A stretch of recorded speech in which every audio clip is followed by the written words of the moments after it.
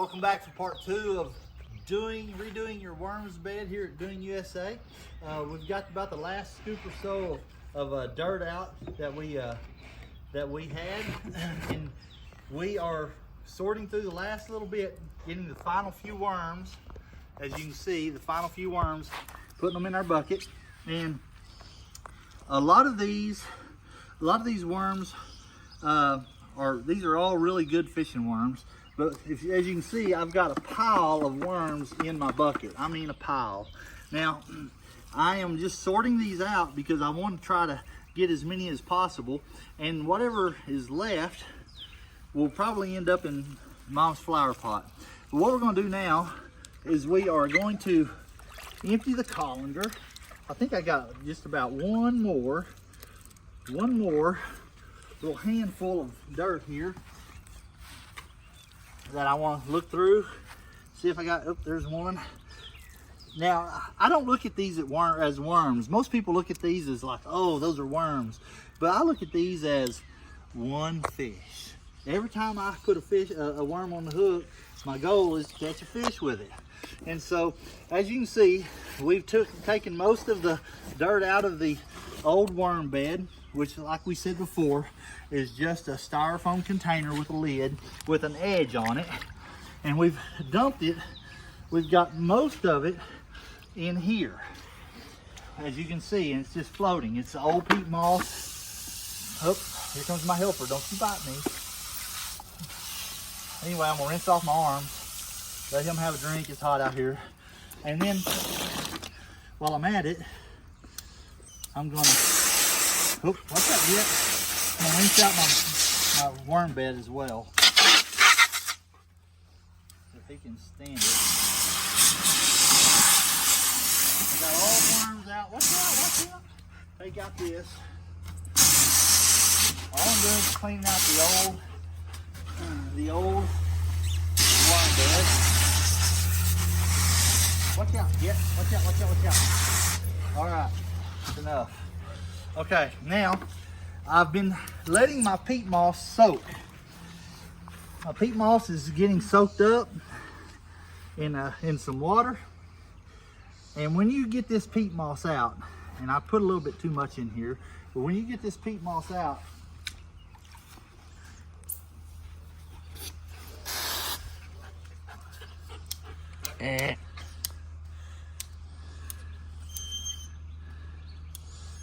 where is that flat? Not flat. Don't bite me now. As you can see, you may not get anyone to help you, but if you have a dog like Jet, you'll always have a partner in this process.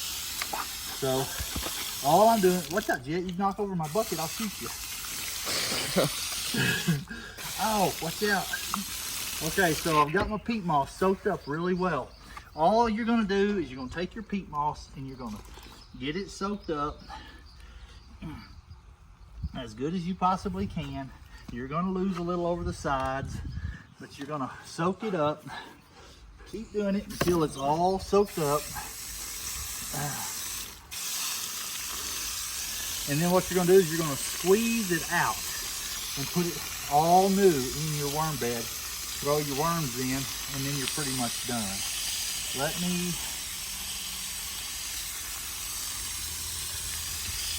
You don't want a lot of water in your worm beds, because if you do, they'll drown if they can't get away from it.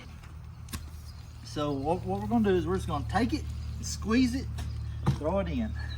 Take it, squeeze it, throw it in. And we're going to do all of this dirt.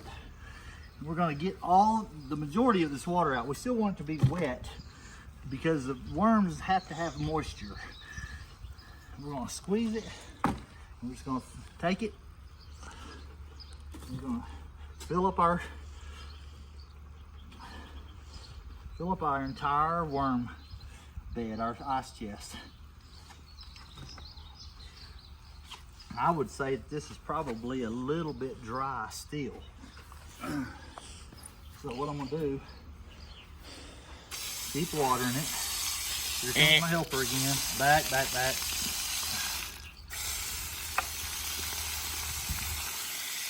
I don't know if it's the noise or if it's just that he's thirsty. I know he's not thirsty, he drinks all the time. But something about him, he always wants to bite these water hoses. That and the motorcycles. That and motorcycles, that's right. The other day, he had a wreck with my son on a motorcycle, ran in front of him, and he limped around here for about a week, but he's okay now. So's my son. After his wreck, he had a little bit of an injury on his leg as well. But he's okay, they're both okay.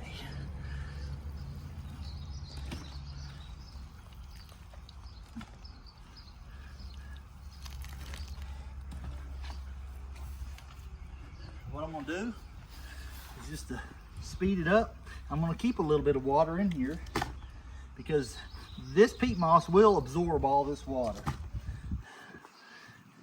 There, you can see there's still some places in it that are wet and that are dry. And all we're gonna do, we're gonna try to combine those so that the worms will have plenty of moisture.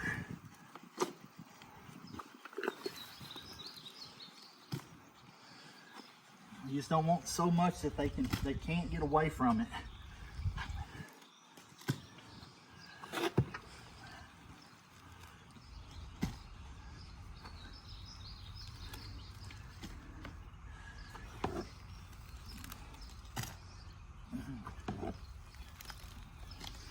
Now, remember this is about 30 pounds of peat moss, not quite, and then it's also several gallons of water. So when you put it in your ice chest, it may be heavy for you to move. You might want to have it where you are going to place it before you get it all done. But anyway, me personally, I like a long skinny ice chest so I don't have to dig very deep for my worms. I prefer not to have a real deep narrow one because a lot of times you'll find them on the bottom, and I prefer not to have to work too hard for them.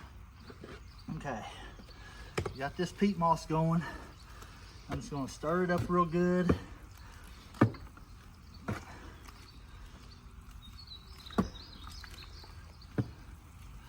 And skim off some of the water.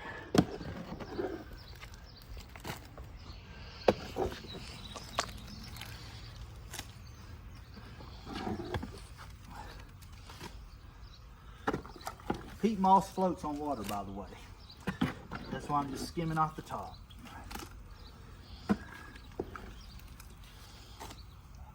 My wife loves this stuff for her flowers, but I've never been able to get her to help me do this. So, just like my son who's filming, he said, "No, Dad, I prefer not to." Now, he'll fish with worms all day long, but he doesn't want to help maintain them, and that's okay. That's what good old Dad's for. One of these days, he'll be doing it for his sons. And that's the goal, is to have more kids getting out there and doing USA. It's all about doing USA. Okay, really and truly, if you come over here and look, this is about the amount that you want in there. There's some dry spots. They can still get in here.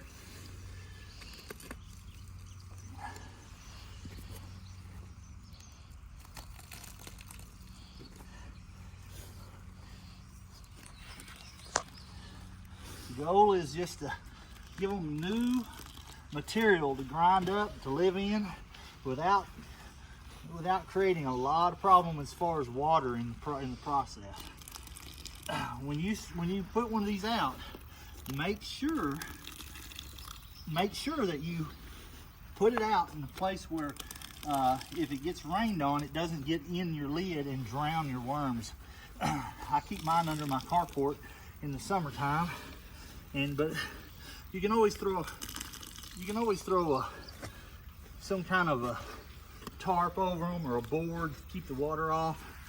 But you just don't want them to get all this water in them to where they end up drowning.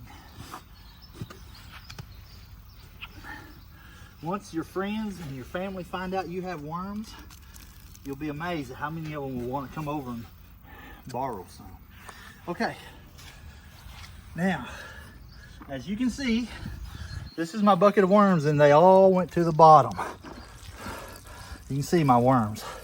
I got a bunch of them in there. All I'm gonna do now is just put them on top. Make sure I got all of them out of the bucket. Put them on top. Now, those worms will work their way back down through the new material. All right, let's clean off the lid. Rinse off my hands. Here comes my helper. Don't get me. All right, and now what we want to do, we've got quite a bit left. We've got all the old mixture over here. What I like to do,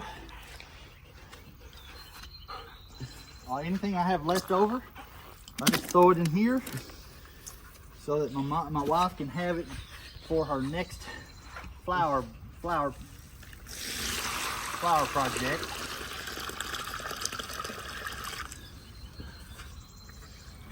It's already in the wheelbarrow, ready to go. There's probably some worms in that.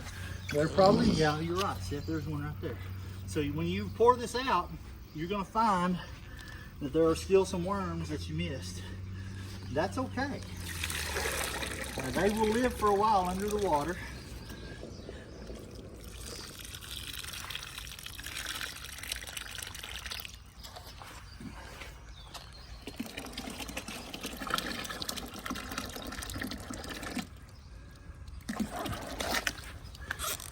They're probably on the bottom. Worms don't float.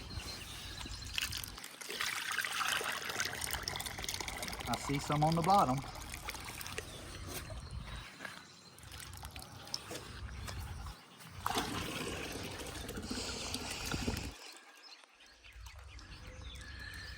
Fun, fun, fun.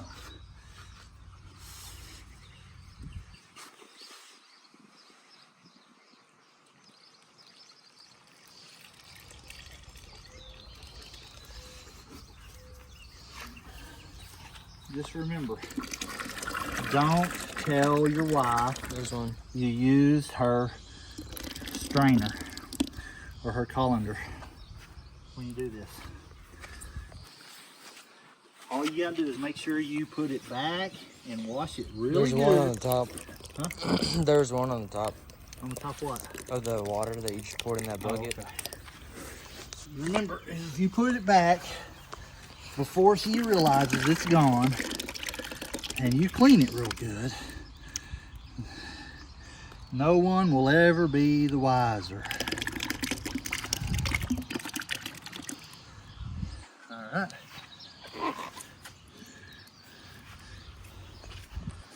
Getting down to the nitty gritty. I would say the nitty shitty, actually. The nitty gritty of this last little batch. And like I said, on the bottom, you're gonna find some worms. Put them in your bed. Right here. There's a whole bunch of them in the corner. Strain them out. Put them in your bed. They're gonna try to get away.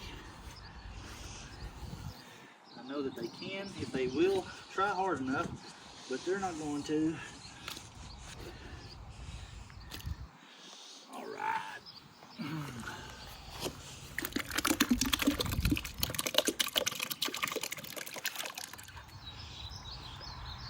Saw one right there.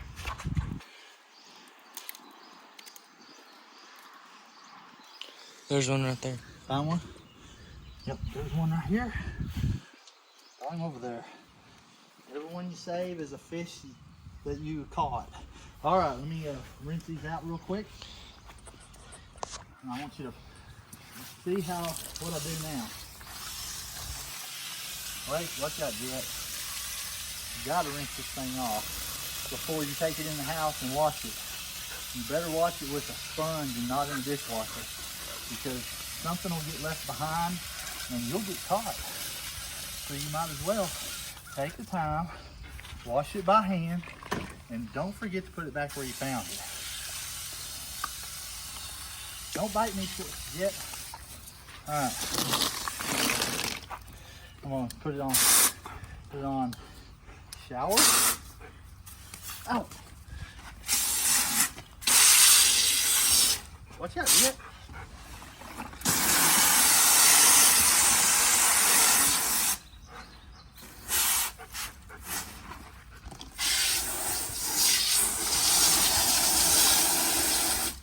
And we are ready to go for next time. Now, all right, Jet. You want one more squirt? Oh.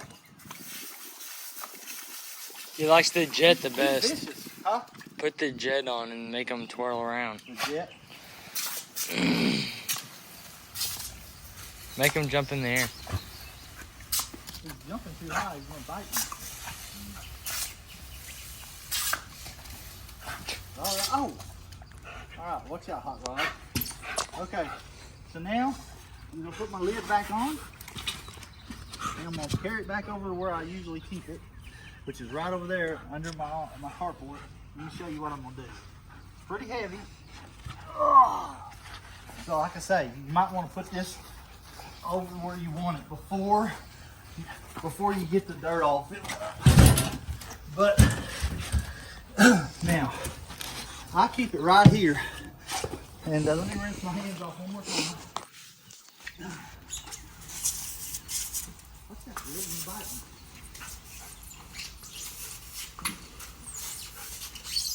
Okay. Now I want to show you what I feed them. About once every other week, I come out and like I was saying, I use chicken scratch, unmedicated chicken scratch from the feed store. This is what chicken scratch looks like. It's just chicken crumbles, chicken scratch, whatever you want to call it. And this is how I do it. You don't just pour it right on the top.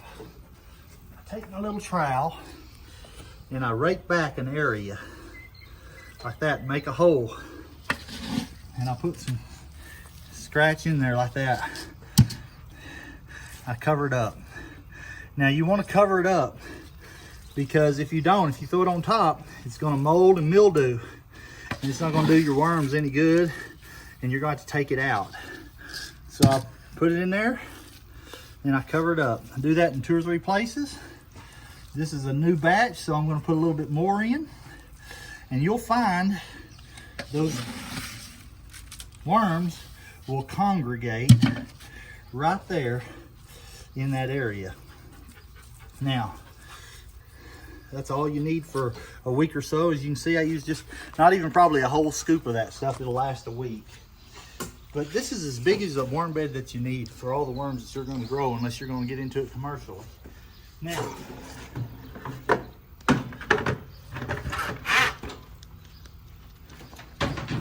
how do you water your worms?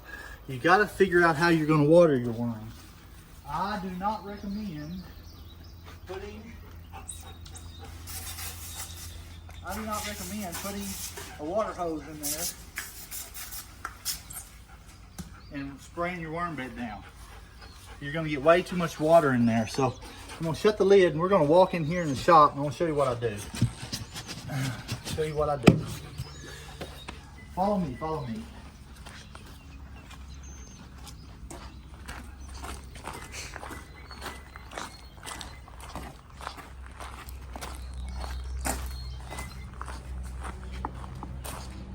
What I do is I have a couple of freezers in my shop where we keep our catfish and striper and sand bass and everything we catch. Turn the light on. And back here in the back in the freezer, excuse the mess in the shop, but back here in the back in the freezer, I have a couple of Gatorade bottles, and I fill them up almost full and freeze them.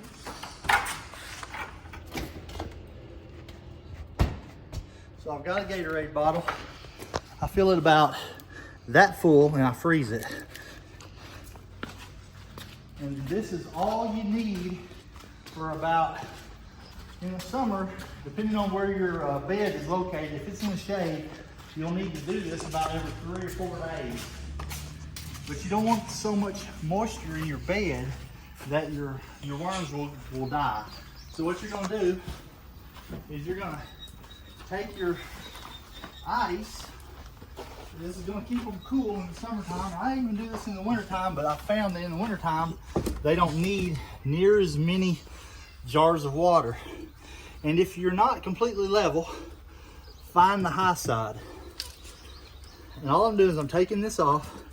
I'm gonna lean it up like that in the side, and that's gonna melt, and it's gonna keep them cool. It's also going to, it's gonna keep them cool, and it's also gonna keep them watered for 5 or 6 days. Now, you may have to do it a little bit more often if you just change your worm dirt.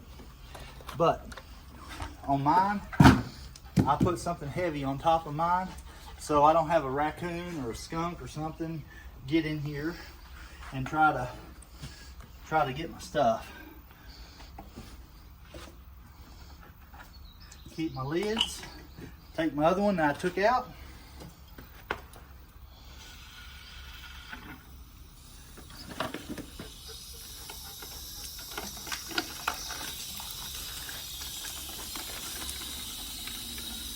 I'll show you about how full I fill them. You just don't want it to blow the top off when you put it in your freezer. Yeah, he's wanting that water. Okay, about that full. Put your lid on. Go put this one in the freezer. New worm dirt. All your worms. Chicken, they've been fed, they've been watered, they're good for another year. Guys, if you want to start you a worm bed, get you a start from a friend or get you some from the store, throw them in there. In 2 or 3 years, you're gonna have all the worms you can stand. And but just remember, you gotta maintain their worm bed. You gotta do this about every year or so. Change out with organic peat moss, feed them the non-medicated chicken scratch, and keep them cool with your bottles of ice. And that is all we have today. So I want you to always, if you can, follow us at Doing USA, and come on and get out here and let's go doing something in the USA.